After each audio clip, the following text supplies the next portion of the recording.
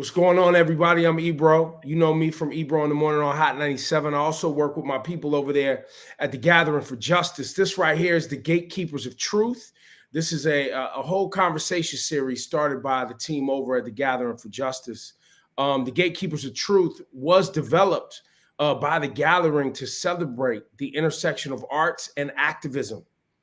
The great Paul Robeson once told the great Harry Belafonte, yes, that artists are the gatekeepers of truth. We are civilization's radical voice. In 2005, Mr. Harry Belafonte heard a story about a 5-year-old black girl who was basically arrested in her kindergarten class for being unruly. So he called together his peers, the elders from the civil rights movement. It was the first of many meetings. In 2005, it was the gathering of the elders. Ruby D, the great John Lewis was there. Someone we'll talk to today, Mr. Danny Glover is with us today. Also, Carmen Perez. They were all at this original meeting in 2005. He then gave a charge to form a national movement to end child incarceration, to eradicate the racial disparities in our justice system, and the Gathering for Justice was born. Our guests tonight, like I said, were at this birth. So first, let's bring out my friend, an organizer, an activist, just a great human being. Give it up one time for Carmen Perez, one of the co-founders of the historic 2017 Women's March on Washington, the president and CEO of the Gathering for Justice. Carmen, what's going on? How you doing today? I don't have Carmen's audio. Carmen, you got to unmute your computer for us, please. Oh, there we go. There we go. How What's you doing going today? on, fam? I'm good. Things are good. Happy, Good. blessed. Yes. Thank you for taking time out today. And thank you for putting this together too. Of course. Keeping your foot up my butt to get things going. You know what I'm saying? I appreciate you. I know that's what we're supposed to do. Now, Carmen, before we bring in our next guest, I wanted to talk about just briefly, and we'll be talking about it a few times, the song that just is about to drop called I Believe. Can you put us on to that real quick? Oh my God. It's an amazing, what I call the movement anthem. We've heard from the freedom singers of the 1960s who, brought so much energy to the movement when the movement was tired. Those that were marching, like Dr. King and Representative John Lewis. And so I wanted to create something for our generation. Mr. Belafonte always talks about when the music is strong, the movement is strong. And so I wanted to give something back to our people, especially as somebody who's been on the front lines for quite some time. And so I wanted to bring in that soulful sound from the church and combine it with a little bit of DMX. And so I commissioned my brother, my son, my sister, Karis Love, Jackie Cruz, and FIFA to come together to the studio to put something together. And so I believe is that. It is the song, the anthem that is going to energize so many people. And for us, it's really a gift back to Mr. Belafonte, who's given so much to us. That's amazing. We're going to make sure that we bring attention to that a few times during this conversation today. But without further ado, our special guest this evening, a career that spans more than 30 years, like I mentioned earlier, was at the first meeting of the Gathering of Elders. And I'm going to have him talk to us about that. He's an activist. He's just a producer and just a all-around great guy and a legend. Welcome to the program today on the Gatekeepers of Truth, Mr. Danny Glover. There he is. You can see me? Yes, sir. We can see you. Oh, okay, good. That's so because I can't see you. All right, but that's all right. That's all right. There you go. How about now? You got us now? No, not yet. Well, I'm afraid to push any buttons, to do any clicking, of anything right now. So well, look, let's just keep it like this. As long as you can hear us, you'll be all good. I'm good.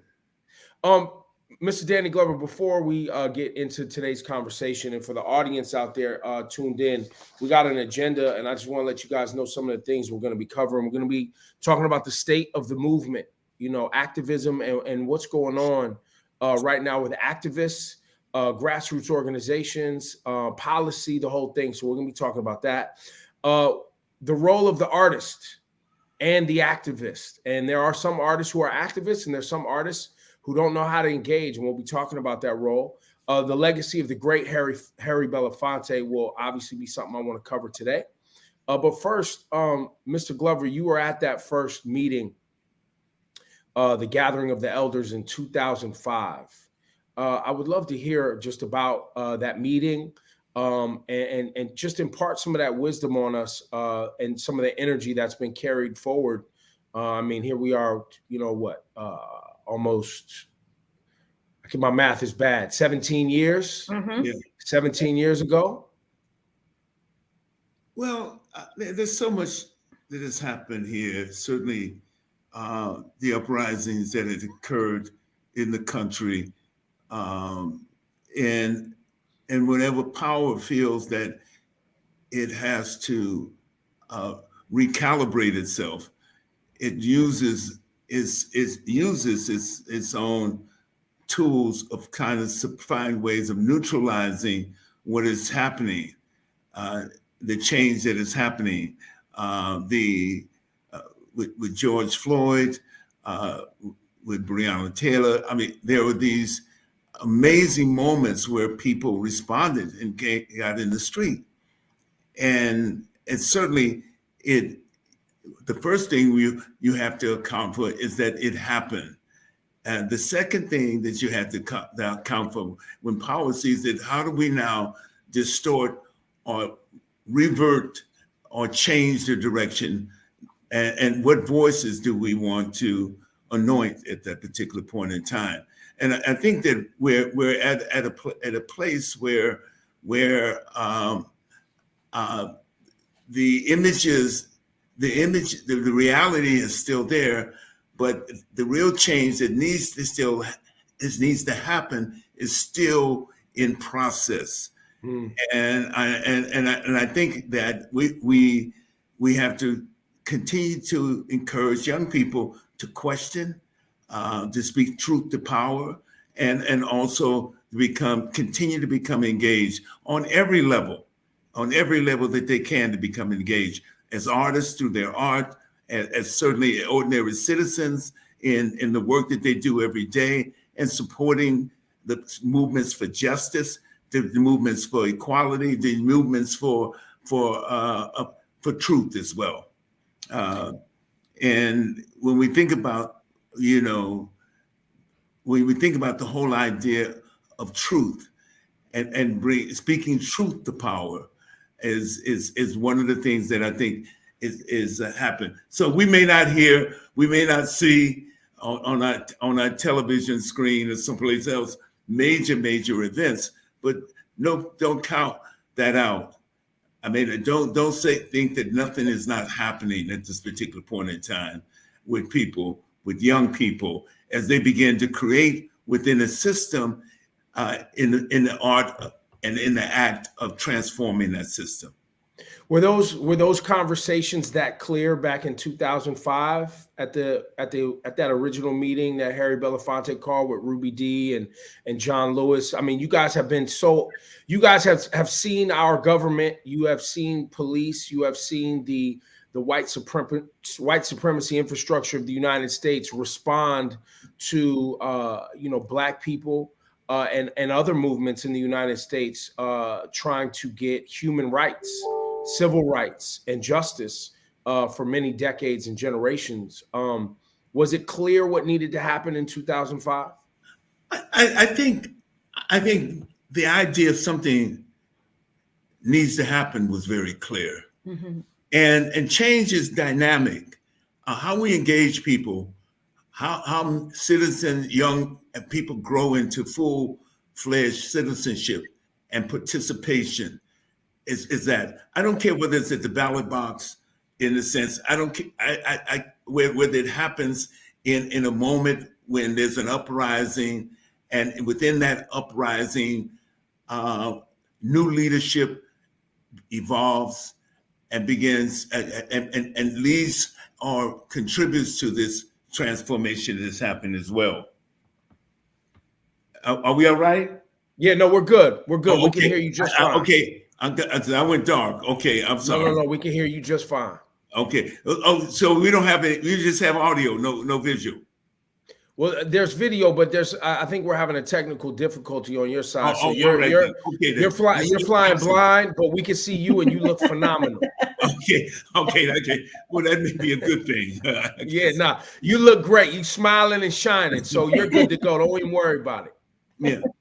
No, I think we have to be continue to believing is that as we continue to do the work, and as we're not the crisis itself is the crisis not within us, but the crisis in the system itself for governance. That's where the crisis is, and that how do we challenge that that system itself, and at the same time and push it and movement it toward a level of transparency and truth. There you go. Those are the things that certainly are what we have to think about in our conversation. And each day, I would add accountability probably to that list as well, too, right? Exactly, yeah. And so, but all of that is the is the fruit of change itself. It's that dynamic is always in play as people respond to injustice, and when responding to injustice, they're questioning the system itself, and they're challenging the system itself. So in that, and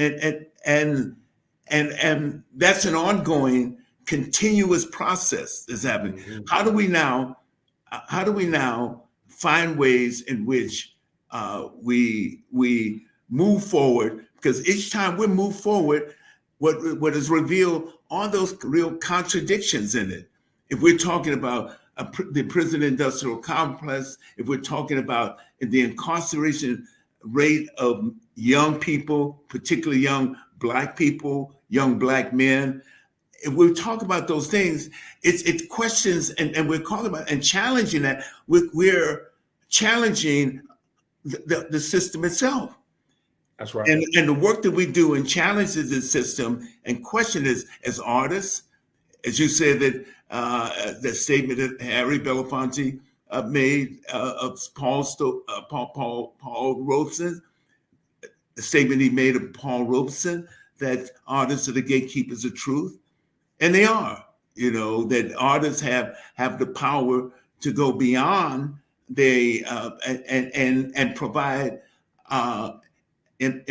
pride, strength, and provide so many other dynamics to the work that's being done.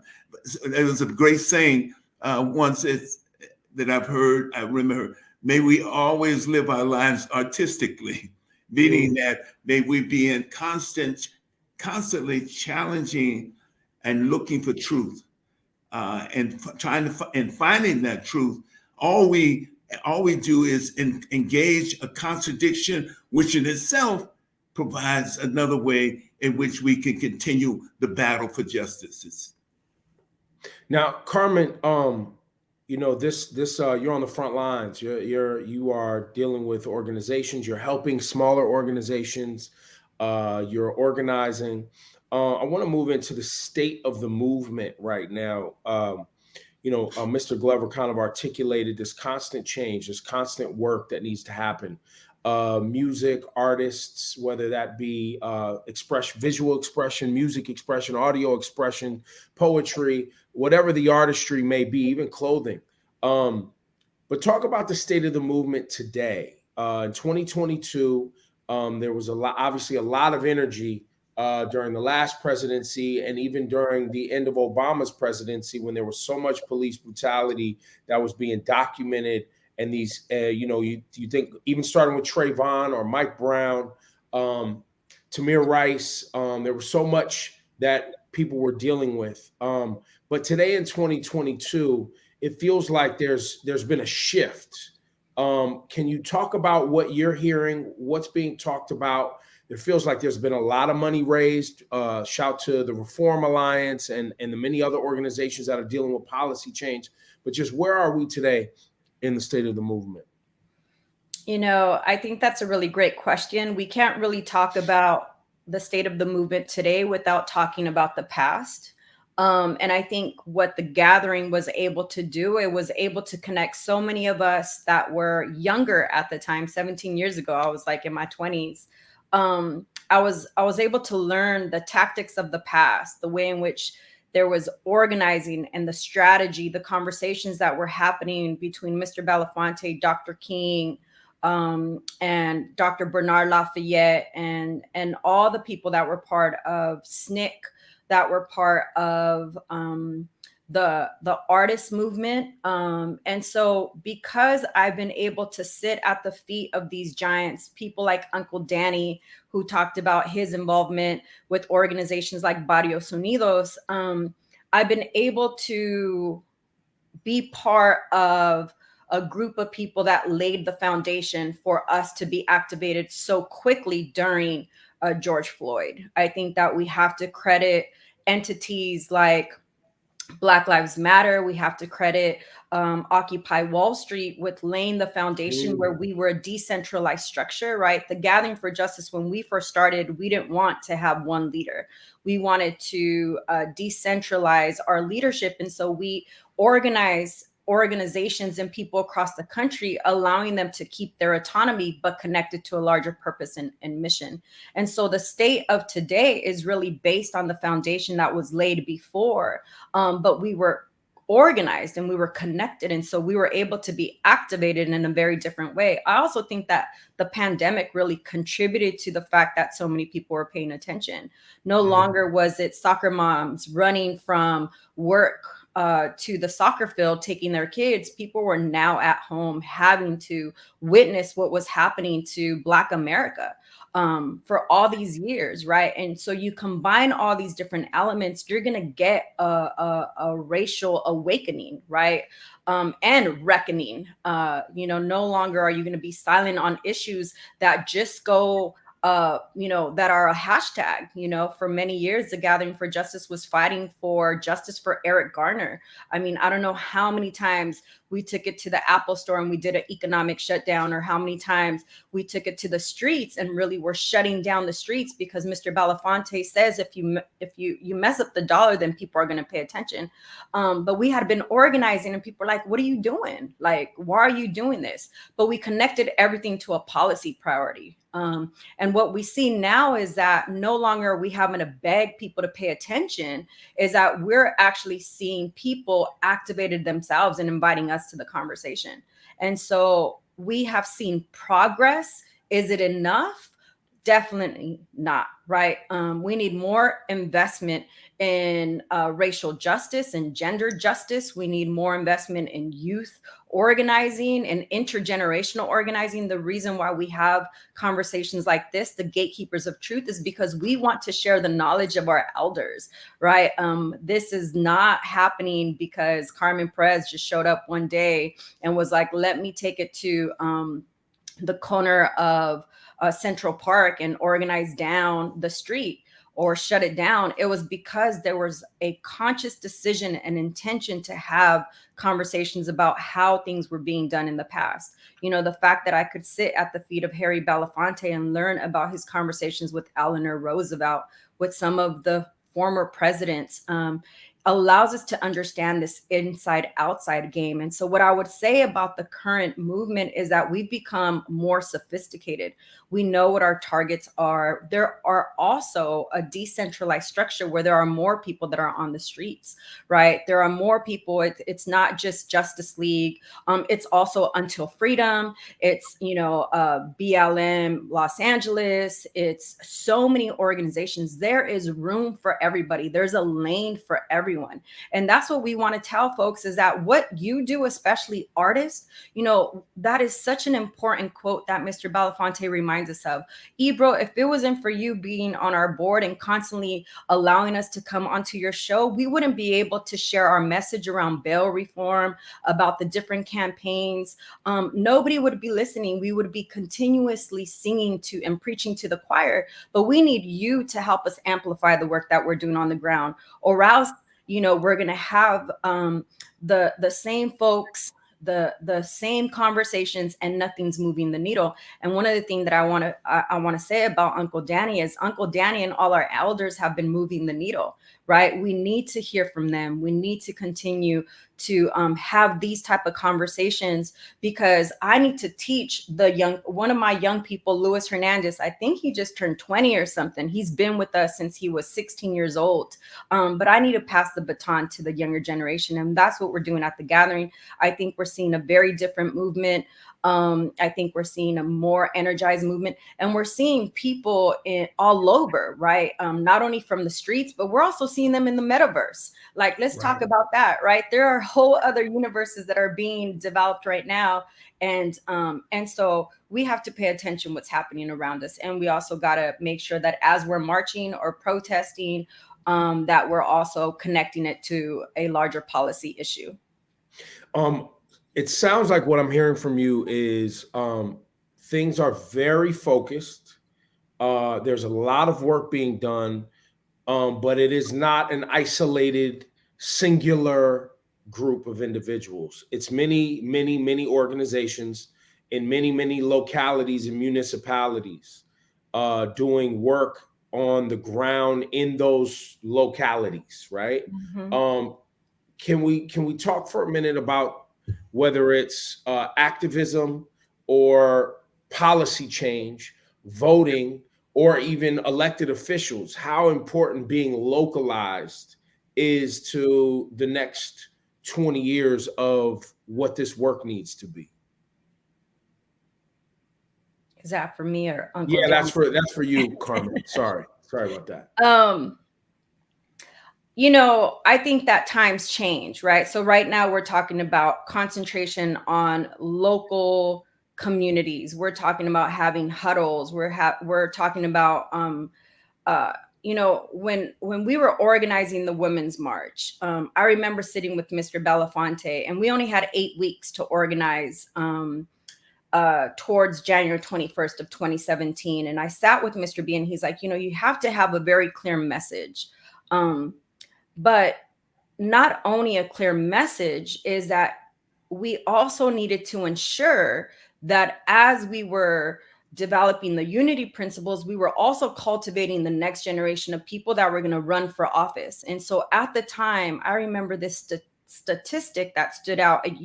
It would take 7 times for you to ask a woman to run for office before she considered it. And it would take 1 time for you to ask a man before he was all in, right?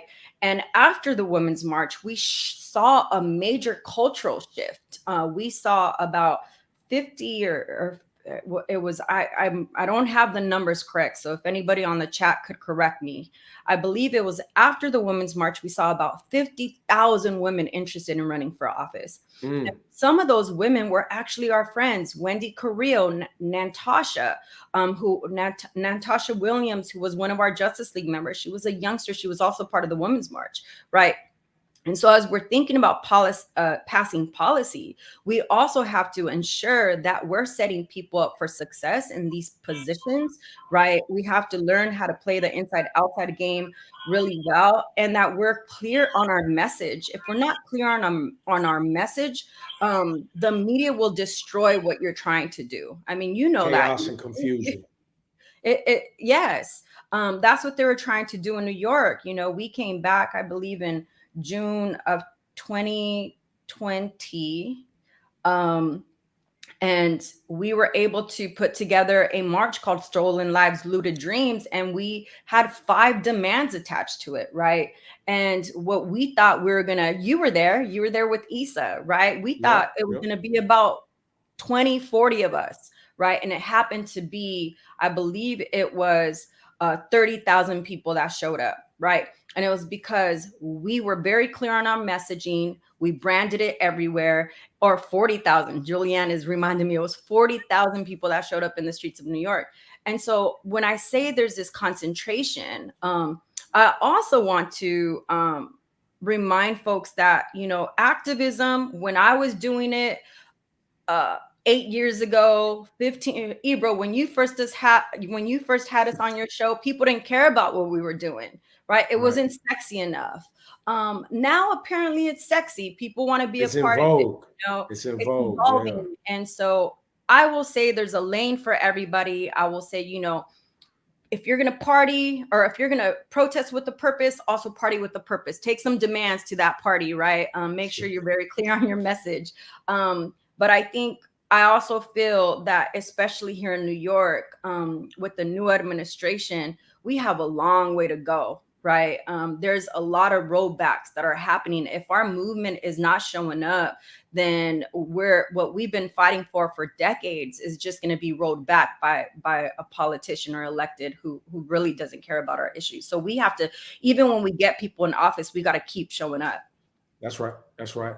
Mr. Glover, I wanted to ask you about that purpose that Carmen just mentioned, and talk about some of, the work that you've done throughout the years, creating art and using your platform, your profile, to create conversation and push for change.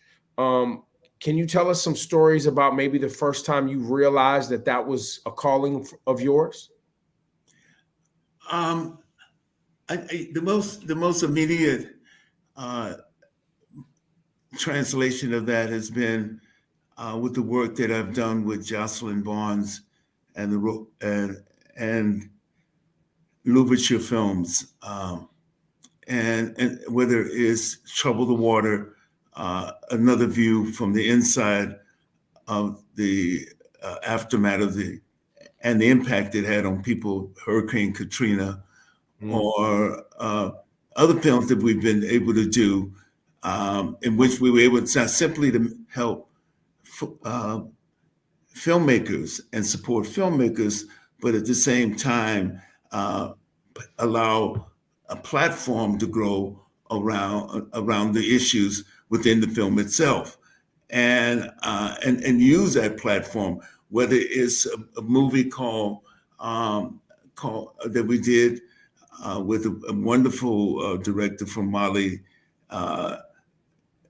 Abdurrahman Sissoko, called Bamako, and it was about the debt crisis, the African debt crisis, but not simply the African debt crisis, the role the nations are placed within through the World Bank and the IMF in terms of debt, and not able to have any kind of sustainable development in the whole process.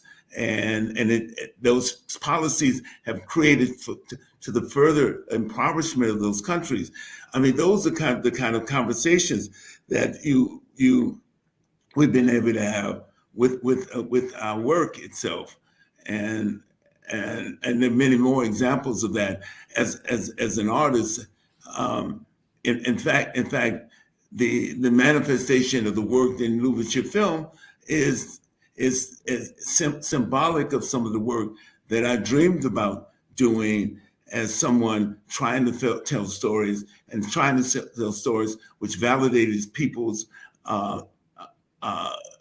their issues, and also were symbolic of the struggles that they're involved in, and ultimately were changing the nature and the communication necessary within movement building as well. So those are some of the things that as someone who's an artist and as a filmmaker, I've had the opportunity on the large screen with some of the films that I've been able to do, The Color Purple, Beloved and such, but also on the role as a producer as well with Louverture Films. Mr. Glover, the putting art and creating conversation out there is obviously not only a daunting task, but it can also be a scary one.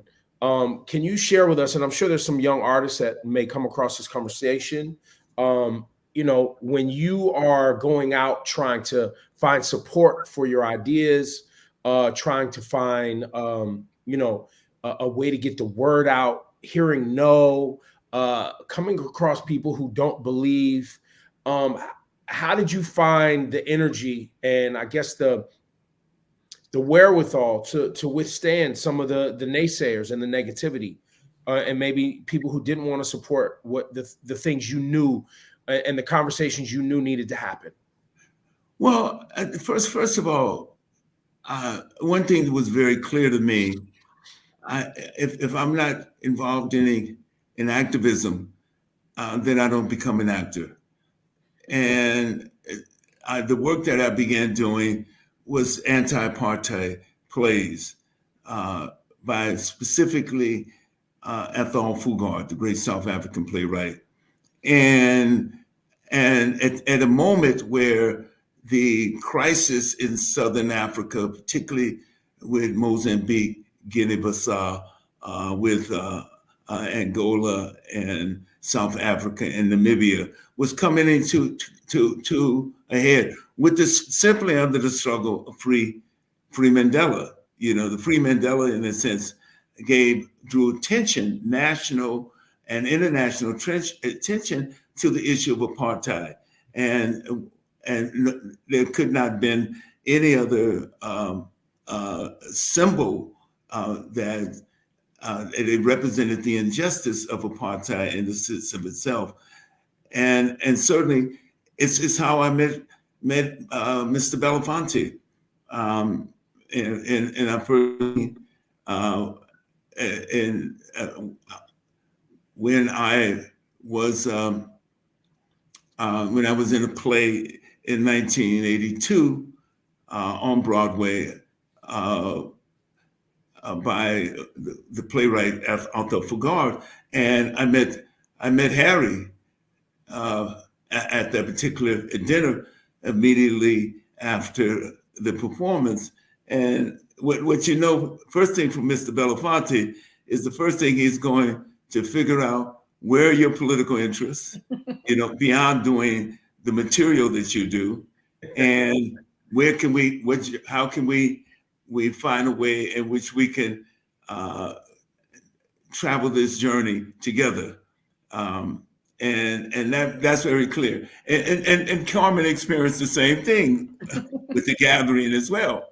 Mr. Belafonte, he's always in the process, intergenerational process of recruiting activists and potential activists as well. So in that particular moment, given the intensity of the struggle and the attention of the struggle, and even the cry to end apartheid was not unlike the cry to end segregation. 50 years earlier, 40 years earlier. So all these things are part of movement building in a sense.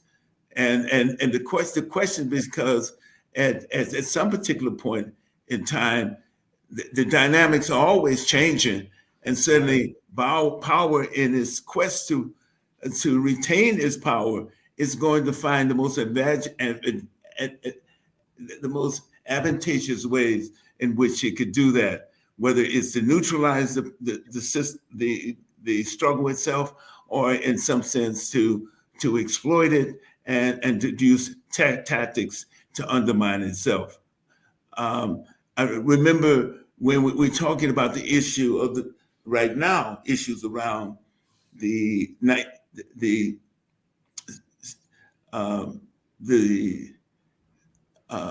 critical race theory, or the 1619 Project right here now. Right. Well, we were challenging that when we went on strike in 1968 in San Francisco State. The Third World Liberation Front, as we called ourselves, because it was not only African American students, is Latinx students, Latin American students, Asian students, and progressive white students, and First Nation students who were part of that strike and made it successful, and created at the time the first school of ethnic studies at any major college in the United States. Well, that movement was happening not simply just at San Francisco State, my alma mater, but it was happening in the places around the country, in a sense. So what power tries to do is how do we neutralize this in some sort of way? How do we undermine it in different kinds of ways? And how do we all of a sudden fund it and at the same time disrupted at the same time. And that happened in many places around the country at that same time. So we don't claim pure ownership. We didn't claim pure ownership to that moment. All that moment was happening and regurgitated itself and expanded itself within on campuses all over the country. And I think, to some sense, what was a key component of those movements as well, that movement was is the activism that we developed in our respective communities everywhere in the country. It just didn't happen on the campus. Some of the students who had come there were first generation students to go to college and everything else, and found themselves still connected to the community and the role that the community played in creating the space for them to go to college as well. So all those important at any point in time, because what is constant is the movement and the changing dynamics of how people see themselves in relationship to power and relationship to citizenship as well. And the truth is the awakening. And then the power obviously is the people. I once heard Gil Scott Heron speak about, his intention or their intention when they created the revolution will not be televised. And they were talking about the revolution of our minds, the revolution of how we view things, the revolution of the lenses we use to view society, the revolution of just ourselves and our own, societal awakenings. And I feel like what you were just saying, Mr. Glover, and what Carmen said earlier, there's still an energy and a push, a movement taking place, because over the last, I would say, 7 years specifically, in this most recent shift, there has been now a spotlight put on police brutality. There's a spotlight that's been put on, the shortcomings of our, policing and justice system. The books you mentioned, obviously the 1619 Project, which is shout to Nicole Hannah-Jones, that was most recently released, but Critical Race Theory, which has been around for some time, a spotlight has now been put on this information in these books. And the power structure is pushing back, trying to I guess they're make their best effort to make it something that people don't want to learn about or be covered in schools. But I think it's backfiring because people are talking about it more often and wanting to read it more often. So there is a shift that's taking place. Carmen, while we get Mr. Glover's audio together, you work. I can't hear you. We can hear. Oh, let him know we can hear him just fine. They'll get his audio back together. Typing into the chat. Carmen, you're having these conversations with corporations sometimes, and speaking about the support that's needed. Obviously the Gathering for Justice. You guys can all watching this can make donations.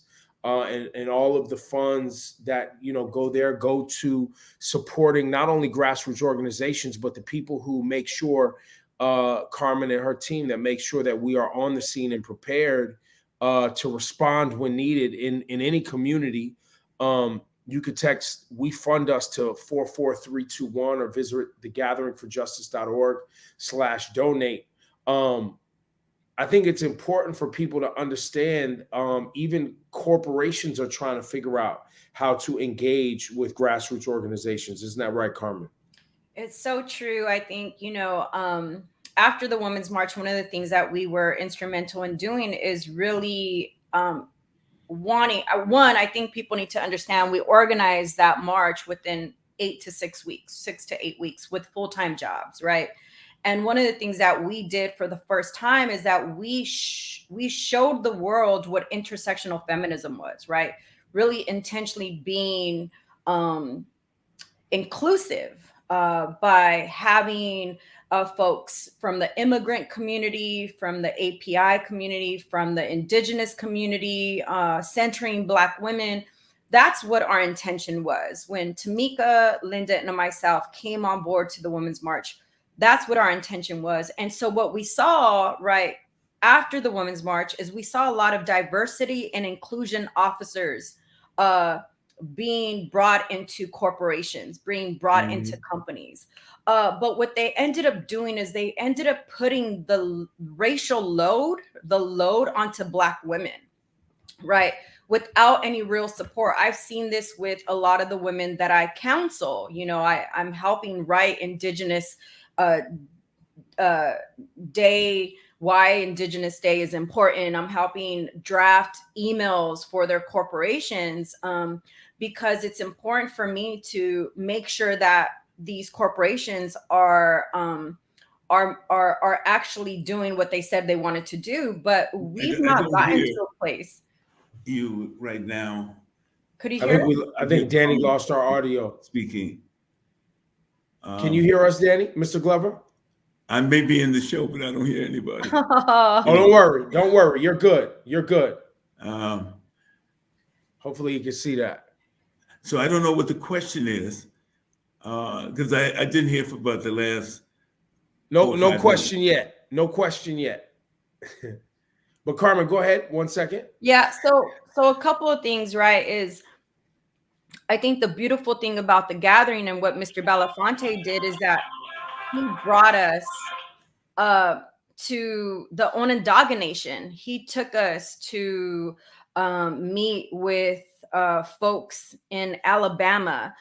He really introduced us to what Dr. King was trying to do with the Poor People's Campaign by bringing all these different cultures together under one umbrella. And so I remember going to these places and thinking I was a girl from Oxnard, you know, basketball, hip hop, and track were my thing. And so I had never really met Indigenous people, let alone know that I was Indigenous myself. And so that really set the tone for us to organize at the caliber that we did and wanting for it to be intersectional the way it was because of what we saw our elders do. And however, when corporations are trying to do that, they're not actually intentionally trying to have diversity and inclusion in their companies, in their corporations, because you can't put that load on one person, particularly Black women. And we also see that when it comes to, you know, what happened after George Floyd. A lot of corporations started giving to organizations, but to be frank, to be honest with you, Ebro, they were giving to corporations they were giving to organizations that already had big budgets. That's right. That already were multi-million-dollar organizations. They weren't giving to organizations like the Gathering for Justice that had been doing this work and actually doing it really well, right? When we were organizing around Free Pedro, when we were organizing around Free Meek Mill, incubating the Women's March, we were able to bring people together and give them an assignment, very similar to what Ruby D had asked in the first gathering of the elders. Is I've come to places like this so many times and I leave without an assignment. And so Mr. Belafonte always talked to us about like the agenda is to find the agenda. And I felt for the very first time we felt the agenda. And we weren't being called upon. The gathering was not being called upon to be part of those conversations. And so that's how, you know, I think about the progress and the focus that we have as a movement, but philanthropy, media, corporations have failed some of us because they're bringing in the same people that were actually not necessarily on the front lines, but have big databases. And they were funding them and they were asking them to counsel them on where the money goes. And if you see where the money goes, it's the same 5 organizations that are not having the same type of impact that those of us like the Gathering are having. And they're definitely not local, and they're definitely not localizing the conversation either. They're definitely not digging in to local municipalities and dealing with grassroots organizations to really uplift and create an opportunity for the truth to be told, right? Because that's when the truth can get glossed over, is when you have this kind of macro discussion and try to act as if all of Black folks, all of brown folks, all of, people, oppressed peoples are having the same conversation or even have the same needs. Geographically speaking, some of the needs may be different. There are some similarities, but you have to be local. And yeah, the challenge always is to hold these I guess pseudo supporters, we'll call them, accountable to their words and hold them to the truth. And just to end on some solutions on that piece, because I just don't want to talk about the problem, right, when it comes to media or philanthropy or corporations. But what I will say to corporations is that, you just can't have one diversity and inclusion officer. You need a team. When we organized the Women's March, I didn't know how to work on disability rights. We needed somebody to come in and tell us where the rail needed to go, right? So you need a team, somebody who's LGBTQI, bring in a team to actually do diversity and inclusion, not just one human, because that person cannot change everything and be inclusive, even when they're trying to be. And when it comes to philanthropy, what we say is bring us to the table, bring us to the conversation. If you're talking about Latinx people being killed at the hands of police, bring me to the table so that I could help advise on that fund, right? And then when it comes to media, I think that's your lane. So I'm going to leave that for you, Ebro. Because I think we have so much to do when it comes to media. And that's why I think the phone, right? The phone is so important so that we could tell our own story. Well, I think, many media outlets, most media outlets obviously have one agenda, and that's to get ratings and sell advertising. And then you have some local media outlets like Hot 97, WBLS, who are locally owned and can actually do work and care about specific local communities, right? And then also, to be fair, our brother Roland Martin, or Angela Rye, or and even on a macro level, when she is able, even Gayle King, to show up and make sure stories are told, right? So I think there are individuals in the game who have the latitude to and Tiffany D. Cross. Because Tiffany D. Cross on MSNBC for sure. And even look, there's a few people at Joy Reid and Ari Melber, and they dig in on MSNBC. So, but once again, MSNBC's target isn't CNN's target, and it isn't Fox News's target. So you have to know what media outlets are there to serve the interests of a specific community that wants to be progressive and make change. They are not all in the same game, and they are not all talking to the same audiences. And I think, a lot of, obviously, if you're not in media, that's not necessarily an idea and philosophy that's understood by people on the outside. But, for us to be able to take over Hot 97's YouTube and have this conversation, or the conversations that, I'm able to have on the morning show, also not only speak to who owns the station, but it also speaks to the community that we are beholden to, right? That's right. Not all communities are the tri-state area, where there is a large concentration of Black, brown, and people from all walks of life who are interested in progressive ideas, right? There's many, and as I'm sure Carmen and Mr. Glover know, when you travel across the nation, the percentages of population that are wanting to get these messages and wanting to be active and make change, it gets small. It gets small in some places. And if you're a media outlet and your aim is to get the largest amount of people into listening or viewing so that you can sell advertising, you're tailoring your content to the mind state of a majority of the population. So to expect those media outlets to give a damn sometimes, I think, is a waste of energy. Most of the time, I think is a waste of energy. It's the same reason there's certain conversations I don't have on the morning show, because I'm not bringing them people up here to try to all of it to change their opinion or their political position. I'm not debating with these archaic, hard-headed, racist individuals in hopes that they'll see a better day and a better way. I'm having conversations with people who are open-minded and empathetic. And intelligent. I will challenge you on that, because I used to think the same way, right? But I remember Mr. Belafonte once said, you have to meet people where they're at and champion them to your cause. And I remember Mr. Belafonte sat me with the warden, and, I sat there and I listened and, and talked to him about the people that I had met in prisons, and humanized the issue. And so there are times, yes, I think that, Ebro, we need your energy exerted to other spaces, but we also but that's why we got you. That's why we got you. And shout to Mr. B. You know what I'm saying? And shout to everybody that's willing. Look, there's a lot of individuals that do a great job in conversion. Yeah. I know my strengths.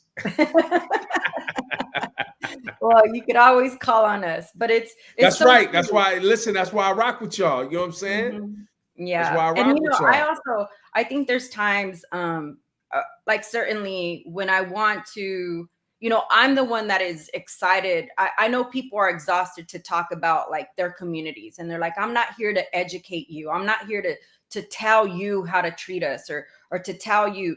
But, I will say for me, Carmen Perez, being a Chicana woman whose father was born in 1924 in Anaheim, California, whose family was a victim of 1930 Repatriation Act deportations, or the 1950 Operation Wetback deportations. I'm going to tell that story of the Chicano of this country. Why? Because oftentimes I find myself in a very binary space, right? It's always and it's not inclusive of the Chicano story. And, we need to learn, yes, about the immigrant story, and we need to hear about Black folks and white folks. But we're not hearing much about those of us that are indigenous to this land, that are also part indigenous. And so I'm going to be the one that raises my hand and say, look, I'm going to tell you a little bit about where I came from. And I'm going to tell you my father's story. And I'm going to tell you about my family, because I feel it's important. And like, to your point, Ebro, not everyone wants to do that. No, not everyone has the energy to do that.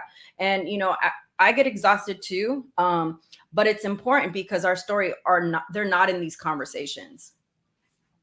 Yeah, I mean, look, I definitely have them. I was speaking more specifically to,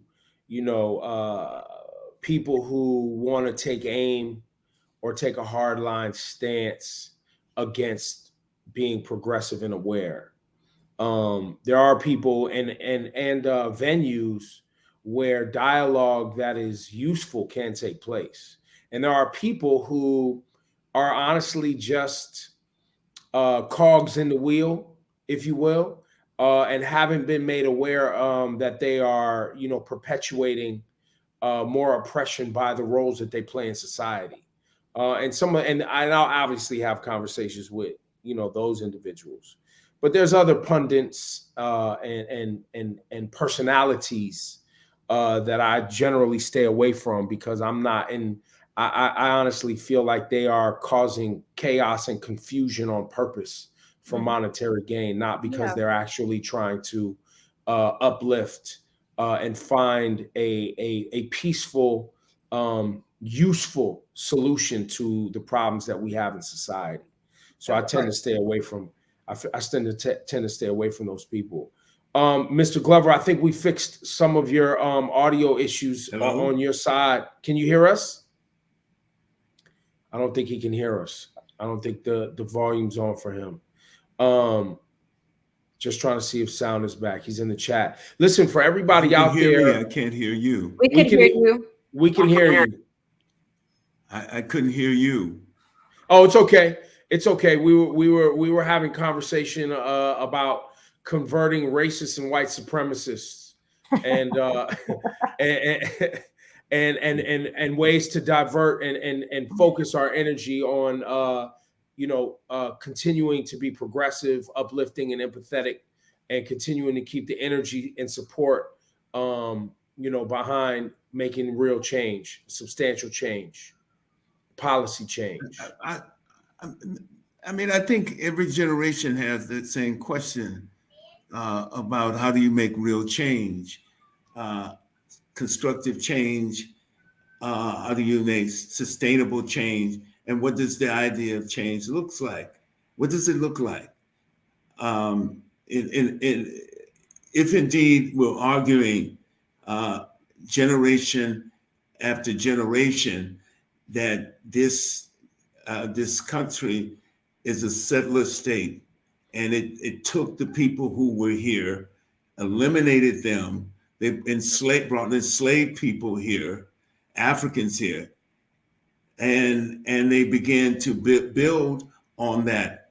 They used cotton as the instrument that began the Industrial Revolution, and that cotton becoming a commodity in itself to become wealthy. It's no doubt about that.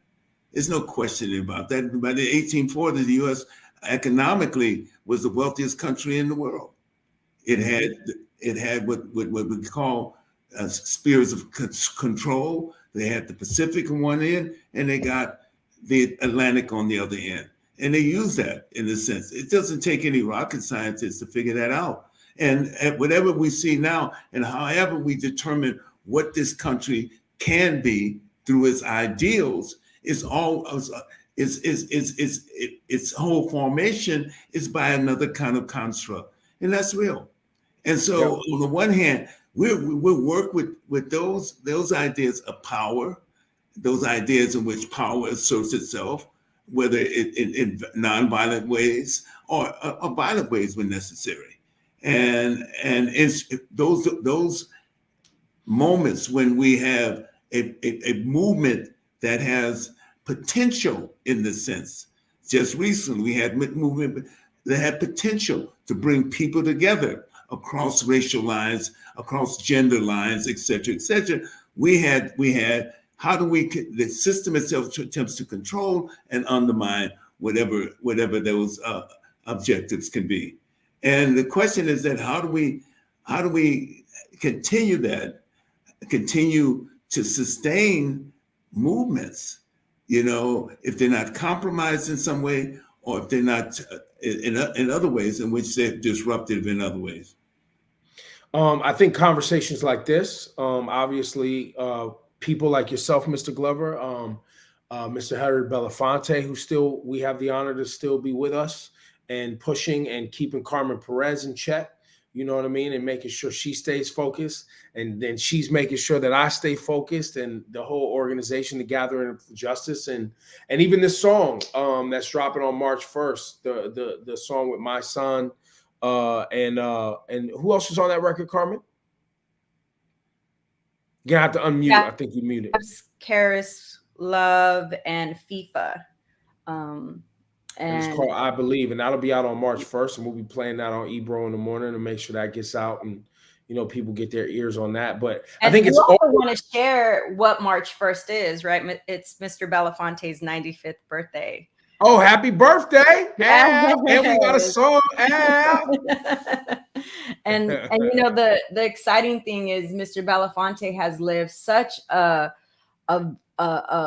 beautiful life, and it's not without struggle. But I'm so proud and honored to know somebody. There's a lot of, I remember living on 145th, and Mr. Belafonte lived there when he was young.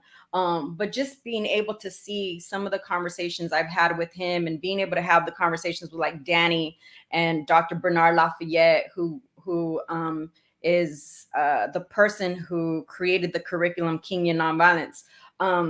But to learn about the stories of the past, from the time in which he met Dr. King, and the fact that he and Dr. King had so many conversations, how Mr. Belafonte showed up at the Delta with a bag full of money to fund the movement, to single-handedly fund the movement.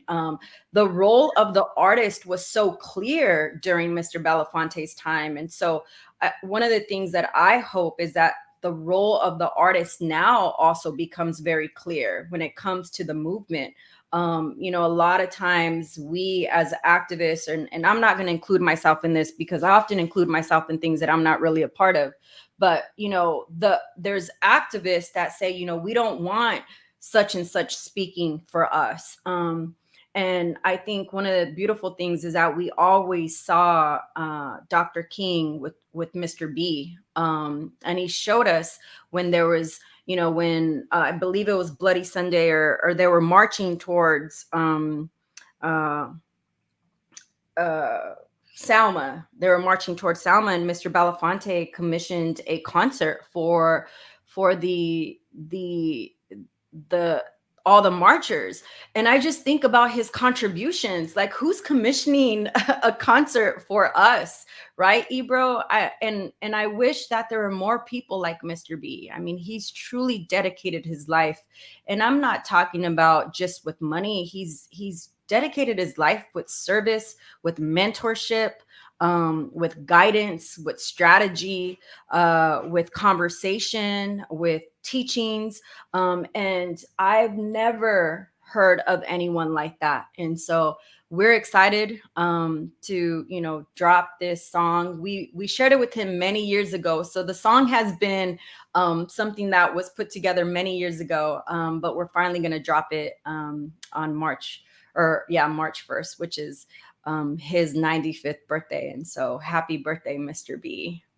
There you go. I believe. I believe. Mr. Danny Glover, thank you for your time Thank today, you so sir. much. Okay, happy birthday, Mr. B.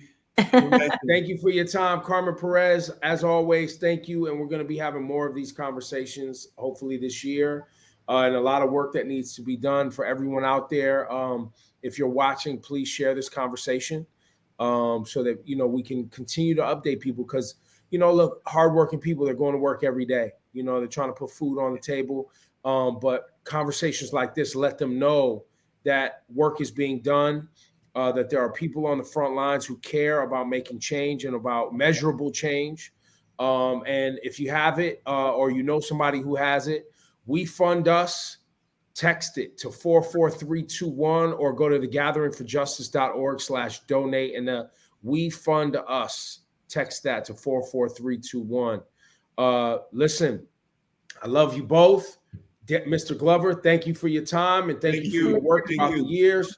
Carmen, send my love to you and your family. And this has been another installment of the Gatekeepers of Truth presented by the Gathering for Justice and Hot 97. Thank you. Thank you very much.